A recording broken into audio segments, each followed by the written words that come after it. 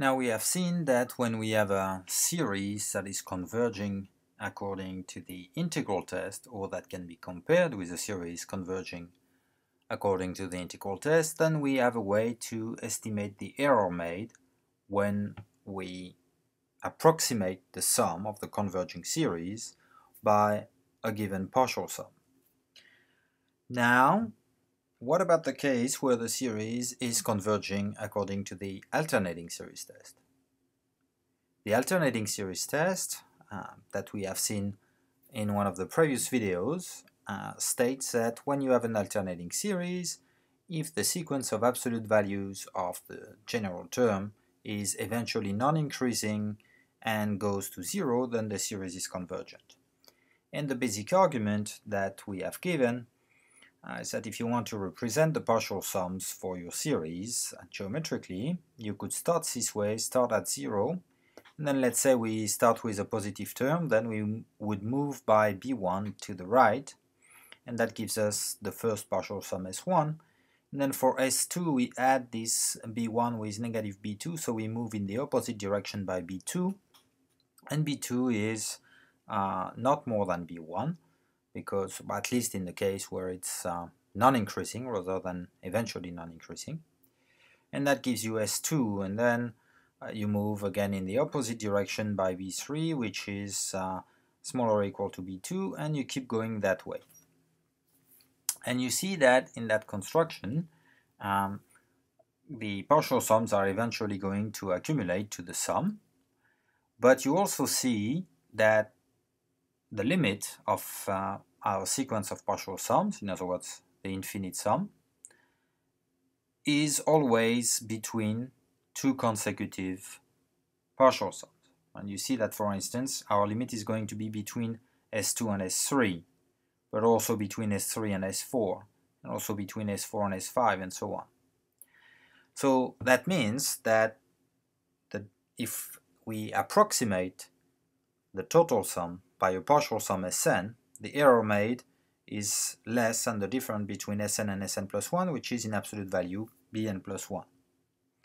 In other words, the difference between a partial sum Sn and the total sum is bounded above by Bn plus 1. That's going to be a very convenient way to get approximate values for a converging alternating series. Because here the error made in approximating the total sum by the partial sum Sn is the nth remainder, which in absolute value, according to what we have seen, is bounded above by Bn plus 1, which is really the first term neglected in the approximation. So that's an easy way to remember this result. The nth remainder, or error, in approximating the sum by the nth partial sum is bounded above in absolute value by the first term that we neglect in the approximation. So just to go over a simple example, let's say we want to find the sum of the series from 1 to infinity of negative 1 to the n minus 1 divided by 2n minus 1 factorial with 4 correct decimal places.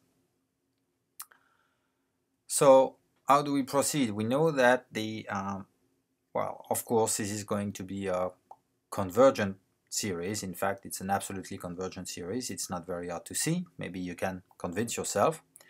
The nth remainder is bounded above by Bn plus 1. If I replace n by n plus 1 in 1 over 2n minus 1 factorial, I get 2 times n plus 1 minus 1. So that's 2n plus 1. In other words, my Bn plus 1 is 1 over 2n plus 1 factorial.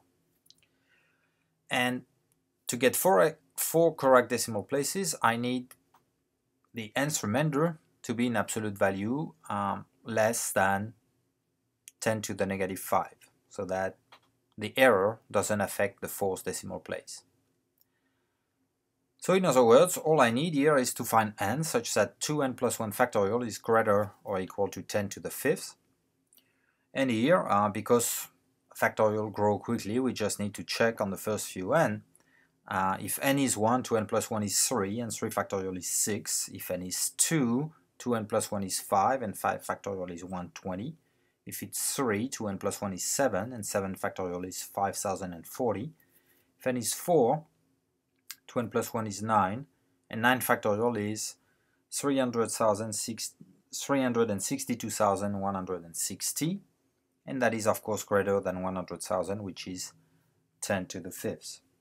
That means that for n equals 4, Rn is going to be less than 10 to the negative 5, and therefore the fourth partial sum, S4, the sum of the first 4 terms in the series, will give us an approximation of the exact series, at least with 4 exact decimal places.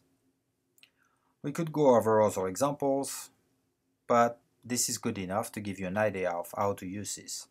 Now it's time for you to go over homework where you will probably go over more examples like that.